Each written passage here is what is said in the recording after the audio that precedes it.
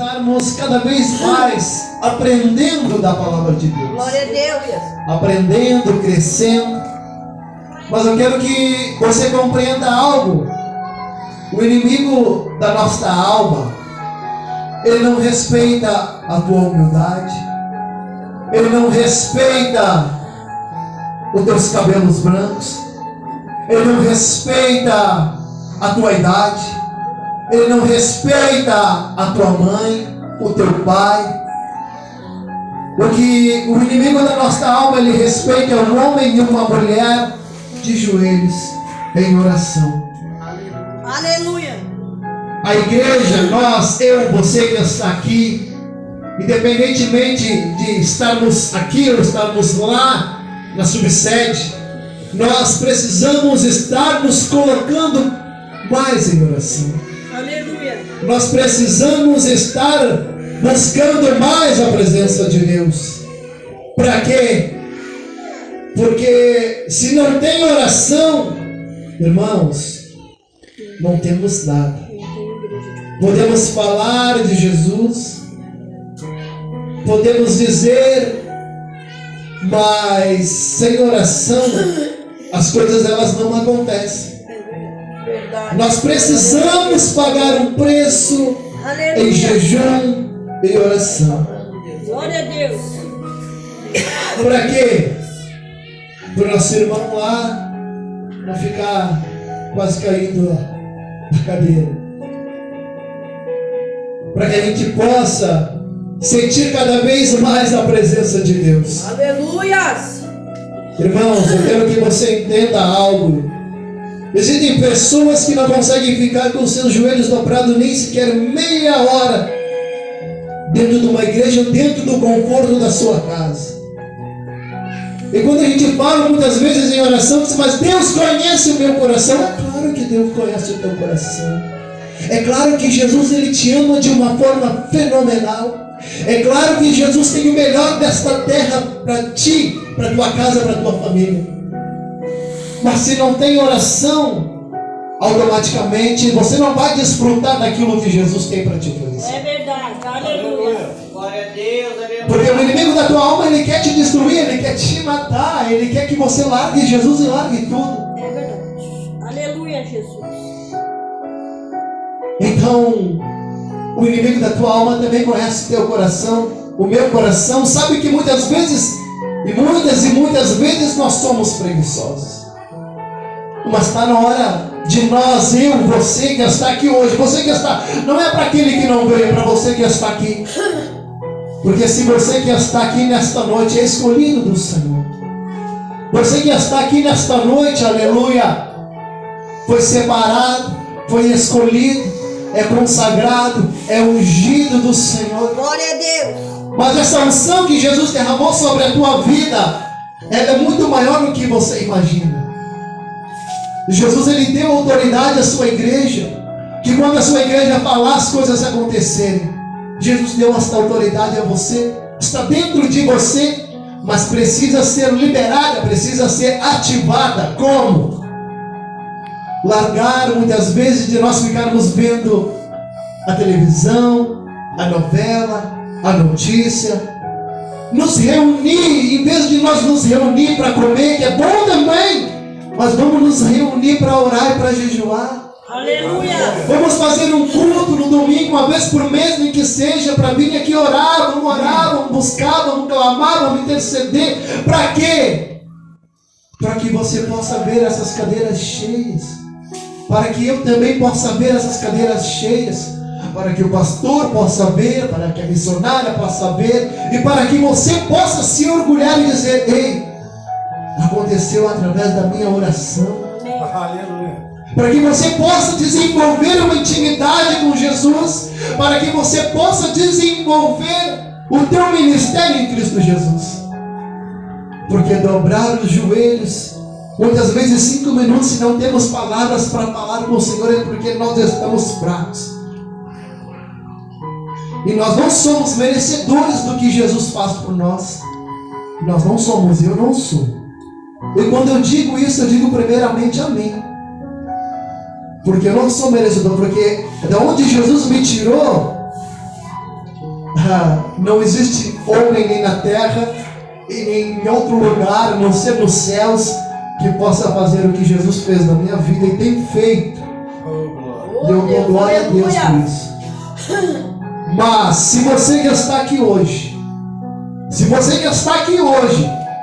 quer ter uma intimidade maior com Jesus, se você que está aqui hoje está cansado de apanhar do inimigo, porque vou usar aqui um pouquinho do gancho que o irmão ali estava falando sobre a casa dele e tudo que aconteceu na casa dele. Sabe o que é isso, irmão? São ataques de demônios, de entidades. E muitos crentes dentro da igreja hoje estão sofrendo ataques atrás de ataques, ataque atrás de ataque de demônios e não tem feito nada. Tem se acostumado com esta vida, achando que é isso que Jesus tem para você. Não. Jesus, Ele tem o melhor desta terra para te oferecer e está disponível a você. Está disponível a todo aquele que se propõe em pagar um preço, uma renúncia. Esses dias eu vi no grupo lá, o irmão acordou lá 3 horas da manhã para interceder pelo ente querido da sua família. E quando um crente intercede por alguém, o céu se movimenta, irmão. Glória a As Deus. coisas acontecem mesmo, é de verdade, não é mentira, não é brincadeira, não. Quando você clama a Deus, Deus ele atende. E atende mesmo, não é brincadeira, mas parece que a gente não entende. Parece que a preguiça é maior do que Jesus. Sabe, hoje tem pessoas que se deixam ser levadas por um cigarro. Um cigarro é maior do que a tua salvação. Um cigarro é mais forte do que você, é mais forte do que a sua fé. Uma cerveja, um litro de cachaça, uma droga. Você troca Jesus, nós trocamos muitas vezes Jesus por uma Coca-Cola. Sim ou não, igreja? Sim. Seríamos hipócritas em falar que não. Mas chega disso. Vamos nos reunir, irmãos. Vamos orar. Depois que nós orar, nós jejuar, nós pregar, e aí nós vamos nos alimentar a nossa carne. Vamos, mas tem uma ordem. Precisa disso, precisa. Glória a Deus, aleluia. Para que eu e você venhamos desenvolver na obra do Senhor. Você que trouxe a sua Bíblia, te coloque de pé, abra em 2 Coríntios, capítulo de número 5. Oh glória! Aleluia. 2 Coríntios, capítulo de número 5. Aleluia, Jesus. Oh glória. 2 Coríntios, capítulo de número 5. Aleluia, Jesus. Versículo de número 1. Como hoje é um culto de ensino, vamos aprender um pouquinho. Deixa eu tentar passar um pouquinho que Jesus me faz compreender. 2 Coríntios, capítulo de número 5. Por quê? Porque hoje eu vejo um grande mal dentro do povo cristão. Qual é esse mal? Nós pegamos muitas vezes um versículo isolado, que no seu contexto fala sobre um assunto X, e nós introduzimos em outra questão que está totalmente fora do que o assunto que está falando. Então, quando você pegar um versículo da Bíblia, você tem que estudar também o seu contexto sobre o que está falando. Você não pode pegar um versículo isolado e aplicar lá no batismo, sendo que não tem nada a ver com o batismo que está falando. Você está falando sobre a ressuscitação dos mortos. Está entendendo? Mais ou menos? Então vamos lá. Primeiramente, 2 Coríntios, capítulo de número 5, versículo de número 1. Pois sabemos que se a nossa casa terrestre deste tabernáculo se desfizer, temos da parte de Deus um edifício, uma casa não feita por mãos humanas, eterna nos céus. E por isto neste tabernáculo gememos, desejando muito ser revestidos da nossa habitação celestial, se de fato formos encontrados vestidos e não nus. Agora vamos lá no versículo de número 16. Glória a Deus, aleluia. Assim que nós, daqui por diante, a ninguém conhecemos segundo a carne. E se antes conhecemos Cristo segundo a carne, já não o conhecemos deste modo. E assim, se alguém está em Cristo, é nova criatura. E as coisas antigas se passaram, e eis que se fizeram novas. Vamos lá de novo, no 17. E assim, se alguém está em Cristo, é nova criatura. As coisas antigas já passaram, e eis que se fizeram novas. Amém. Somente até aí. Então, seu assento, mantendo a Bíblia aberta nesse capítulo aí. Glória a Deus, aleluia. Aleluias. Até porque eu Glória a Deus. quero fazer mais algumas leituras para que possamos entender algumas coisinhas que é interessante. Aleluias. Oh glória. Corinto é a capital da província da Acaia. A igreja de Corinto, ela foi fundada pelo apóstolo Paulo. Quando este estava em Corinto, ali ele morou durante um período de 1 ano e 6 meses. E ali ele fundou a igreja de Corinto. Certo? Amém? Amém. A primeira carta aos Coríntios foi escrita quando o apóstolo Paulo estava na cidade de Éfeso.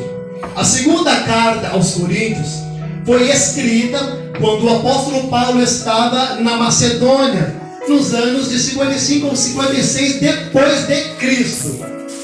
Então vamos entender. A primeira carta aos Coríntios, na realidade, ela é a segunda carta ao qual o apóstolo Paulo escreveu aquela cidade.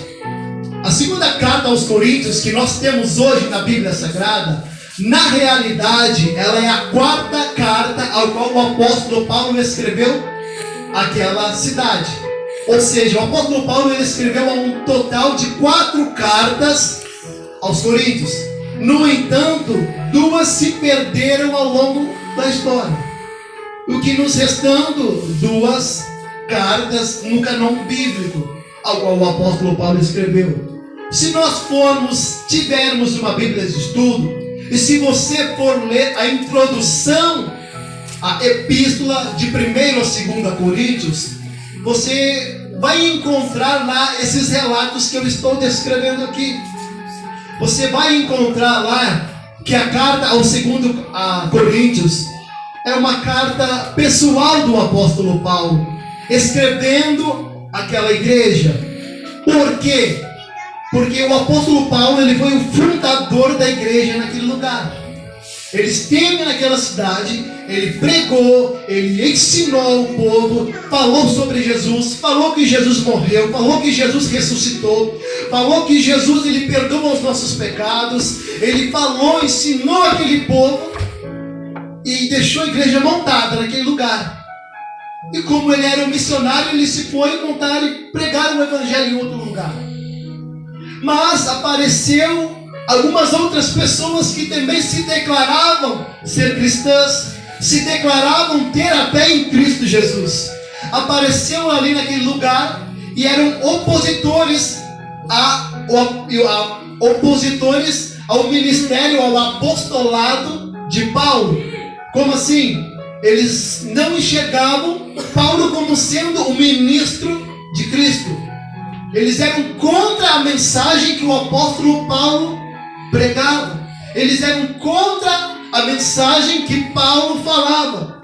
Você consegue compreender hoje, qualquer um que está aqui na igreja, por mínimo conhecimento que tenha, já ouviu falar de Paulo.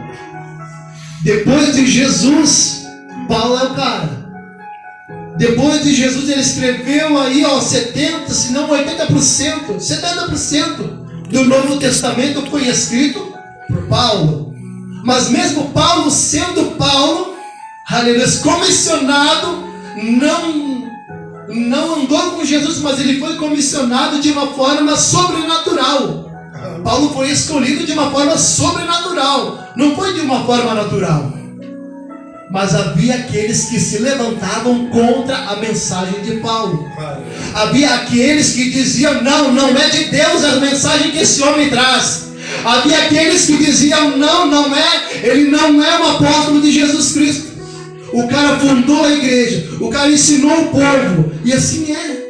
E daí vem alguém de nada, do nada, vem lá porque fala melhor, porque pula melhor, porque diz: eis que assim o Senhor te diz, enquanto na verdade Deus não diz nada.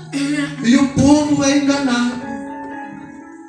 E o povo é enganado por quê? Porque gosta de sentir, de pular, mas não tem um conhecimento das Escrituras Sagradas. Não tem um conhecimento da palavra de Deus. Mas este conhecimento, ele está disponível para todo mundo que quer aprender. É para quem quer aprender. Sabe, a Bíblia vai assim: meu povo que se chama pelo menos se humilhar e orar, se orar, vai acontecer. Se não vai acontecer nada. Verdade, aleluia.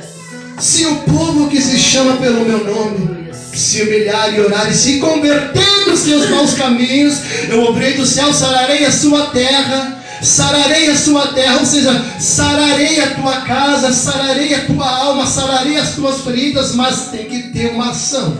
Glória a Deus. Se não tiver ação, Glória a Deus, aleluia. não acontece nada. Ponto final aí. Agora, há aqueles opositores agora a Paulo, se dizendo, contrariando a mensagem de Paulo, contrariando o ministério de Paulo. E Paulo, nessa segunda carta, a igreja que ele mesmo fundou, ele começa a exortar a igreja, começa a exortar aquele povo, para que se aquele povo não se arrependesse, eles iriam desfrutar do juízo de Deus.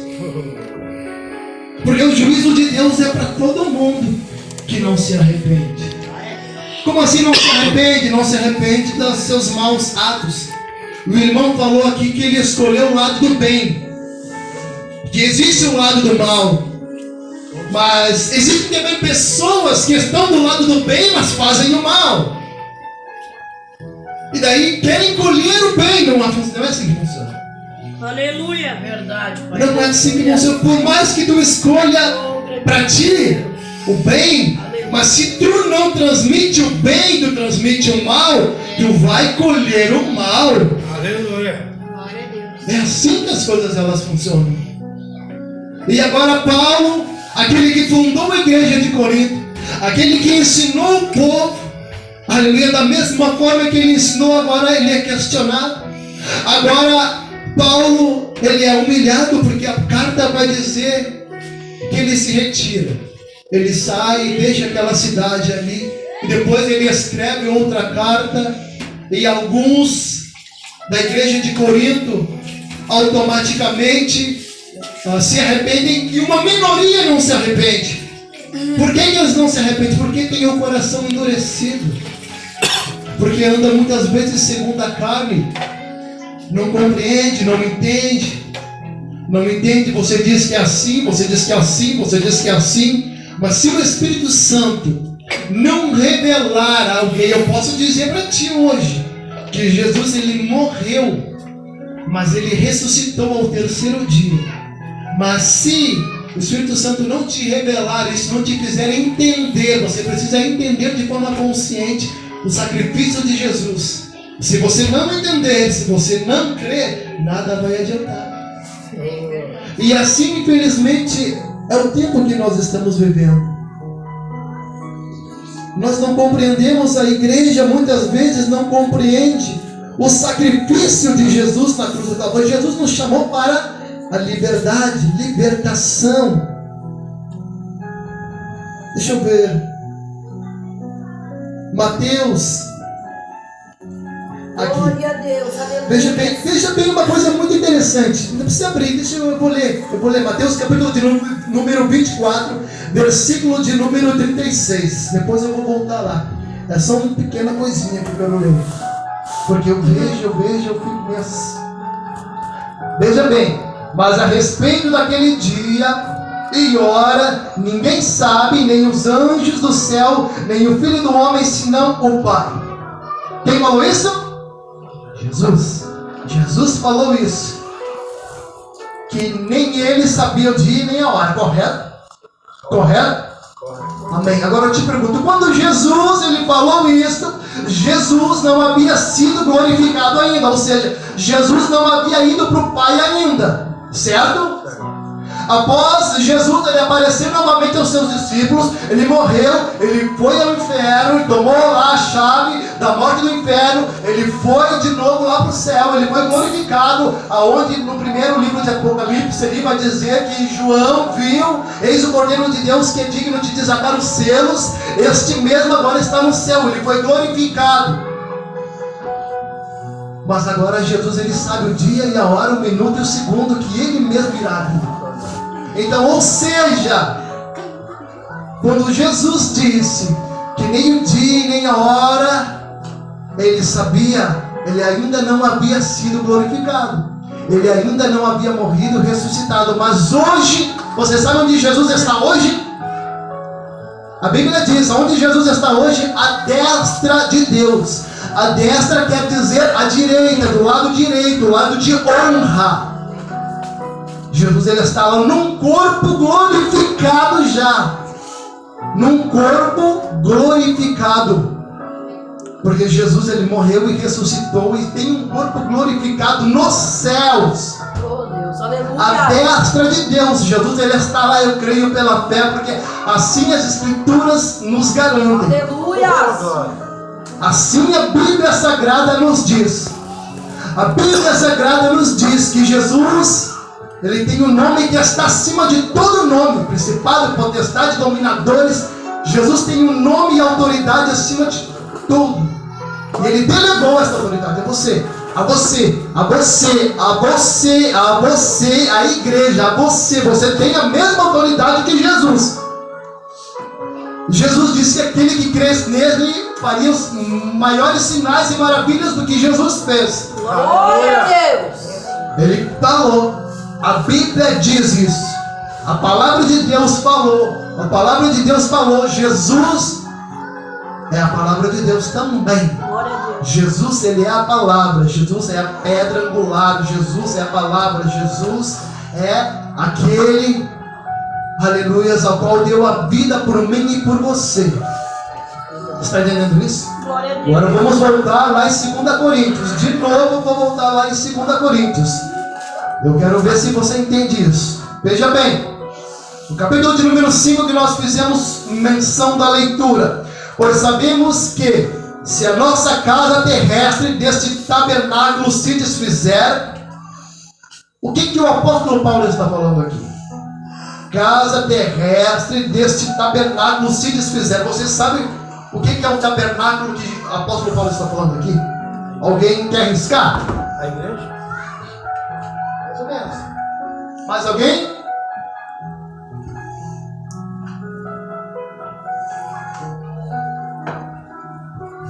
Veja bem, o tabernáculo no Antigo Testamento foi o acampamento onde o povo de Israel ali ficou.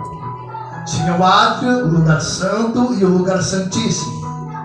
Deus ele habitava no meio do povo. Mas o lugar santíssimo era onde a presença de Deus estava, lá no fundo da tenda, do tabernáculo, aonde o sumo sacerdote só podia entrar uma vez por ano. Amém? E agora veja bem, pois sabemos que se a nossa casa terrestre deste tabernáculo se desfizer, deste tabernáculo, esta carne é um tabernáculo, um receptáculo, é onde nós estamos inseridos dentro. Essa é a casa terrestre, essa a carne, o meu corpo, o teu corpo.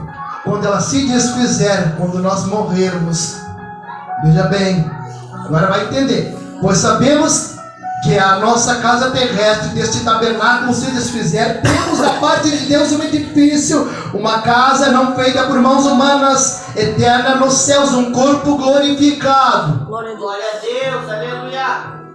Um corpo glorificado. Aleluia. Agora veja bem, e por isso nesse tabernáculo, ou seja, por isso nesse corpo, gememos, desejando muito ser revestidos da nossa habitação celestial, revestidos do nosso corpo celestial.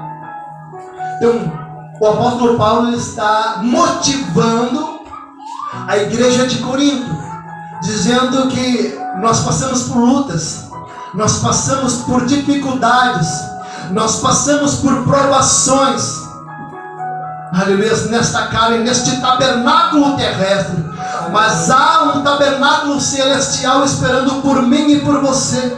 Haverá um tempo que o nosso corpo vai ser um corpo glorificado da mesma forma que Cristo está à destra de Deus neste momento, em um corpo glorificado. Glória a Deus. Aleluia. Todos os nossos problemas e todas as nossas frustrações que passamos, adversidades na nossa vida, nada é comparado com a vida futura que Jesus tem para mim e para você. Aleluia. Essas são promessas e maravilhas que Jesus nos proporciona. No entanto, o inimigo da nossa alma, ele quer que você não desfrute disso. No entanto, o inimigo da nossa alma, ele quer que o teu filho não desfrute disso.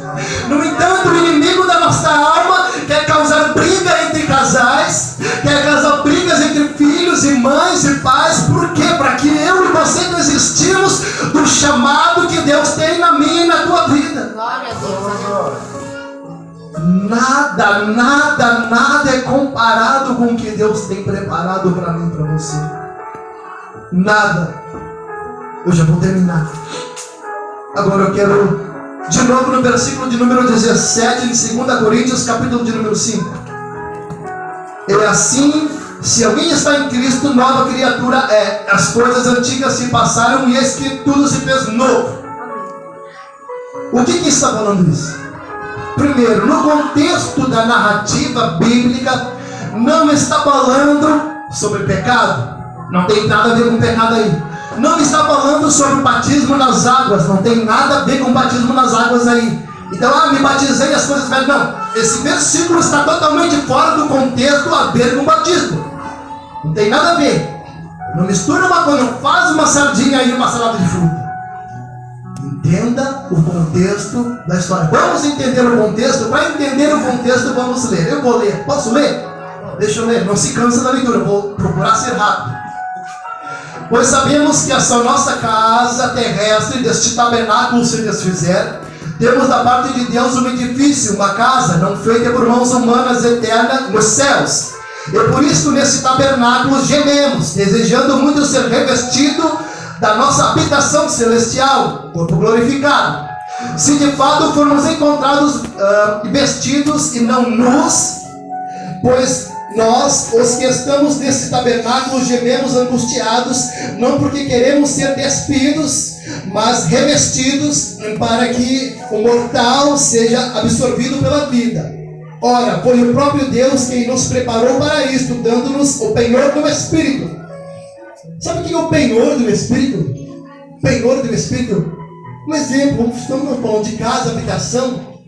Você vai penhorar no banco a tua casa. Você vai ter que dar uma garantia para o banco que você vai pagar a dívida, correto? Correto. Qual é a garantia que Deus deu para mim e para você que Ele vai vir te buscar? Que Ele vai vir buscar a igreja. Qual é a garantia que Deus deu a mim e você? Através do sacrifício de Jesus, sabe?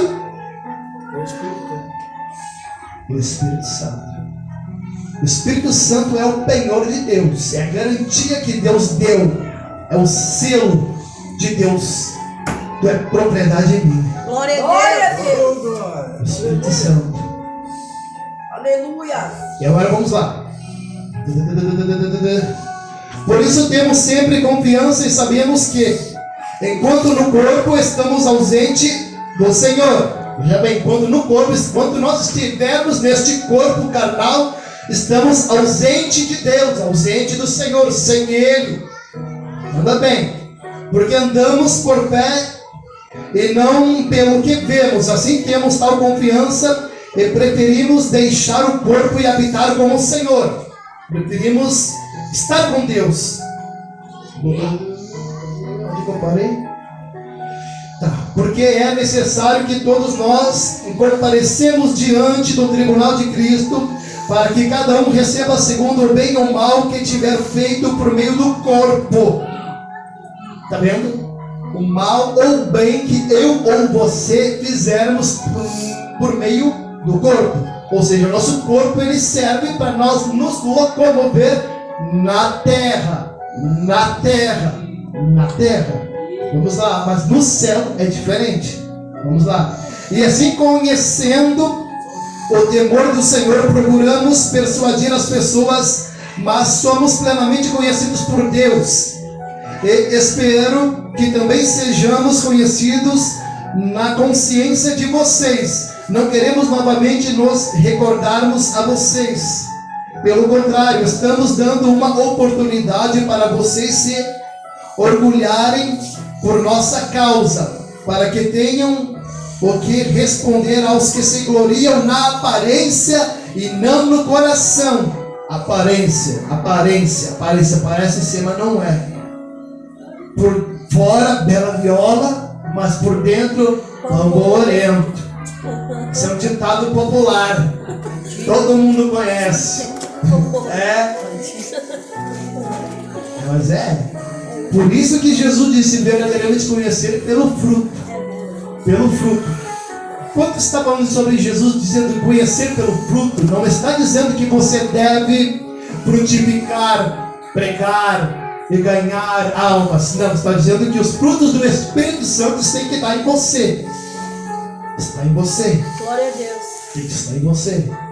Oh Deus, Aleluia. Analise cada um a si próprio. Porque se enlouquecemos é para Deus, e se conservamos o juízo é para vocês. Pois o amor de Cristo nos domina, porque conhecemos isto: um morreu por todos, logo todos morreram. E Ele morreu por todos, para que os que vivem não vivam mais para si mesmo, mas para aquele que por eles morreu e ressuscitou. Assim que nós daqui em diante a ninguém conhecemos segundo a carne. E se antes conhecemos Cristo segundo a carne, já agora não conhecemos neste modo. E assim, se alguém está em Cristo, nova criatura é, as coisas velhas se passaram e tudo que se fez novo. Ponto final de todo o versículo. Agora eu te pergunto, o contexto que está inserido nesse versículo de número 17 fala sobre o quê? Alguém consegue assim interpretar? O versículo que nós lemos, o capítulo que nós lemos, fala sobre morte, sobre ressuscitar, sobre o tabernáculo terrestre, que é o nosso corpo, que nós seremos revestidos de uma habitação celestial, que é um corpo glorificado. Então fala que nós não somos do jeito que vemos, somos o que está aqui dentro. Aqui dentro a minha alma, a tua alma, o teu caráter, sentimento, vontade, emoção, responsável pela nossa alma. Está falando então sobre uma mudança de vida. Está falando sobre um pensamento diferente, um modo de pensar, uma psique diferente. Não vos conformeis com este mundo, mas transformai-vos pela renovação da vossa mente. Tenha um modo diferente de pensar. Aqui está falando que quando você não conhecia Cristo, você vivia um estilo de vida de um jeito. Mas agora que você conhece Cristo, você vive um estilo de vida totalmente diferente do estilo de vida que você vivia quando não conhecia Cristo. Verdade, aleluia. No versículo 17, as coisas velhas se passaram, está falando sobre o teu modo de pensar, sobre como tu enxergava o mundo, como tu tinha a tua convivência no mundo. Mas agora, estando em Cristo, você pensa diferente, você vê diferente, não mais segundo a carne, mas segundo o Espírito. Você não, ou seja, de forma resumida para você entender, você vê alguém lá mendigando, pedindo esmola. Você olha, coitado, vai morrer nessa vida. Não, você vai olhar para ele, vai profetizar na vida dele. Vai ser um homem de Deus. Deus vai te tirar desse lugar. Profetiza na vida dele. Verdade, aleluia. Não ande por vista, ande por pé. Parece que tudo está dando errado. Mas Jesus vai mudar o quadro da minha vida. Jesus vai mudar o quadro da minha história. Jesus vai mudar a minha família. Não haverá mais briga no meu lar. Não haverá mais briga na minha casa. Não vou discutir mais com meu marido. Não vou discutir mais com ele. Ei, o teu testemunho faz a grande diferença. Aleluia. Jesus mesmo disse que o profeta não tem honra na sua casa. Você pode ser profeta, você pode falar de Jesus, mas se o teu testemunho dentro da tua casa não for o que você fala, nada acontece. Amém? Amém. Te coloque de pé nesta noite, glória, aleluia. Verdade, aleluia. Vamos estar orando e já vamos estar nos alimentando a nossa carne. Oh, glória.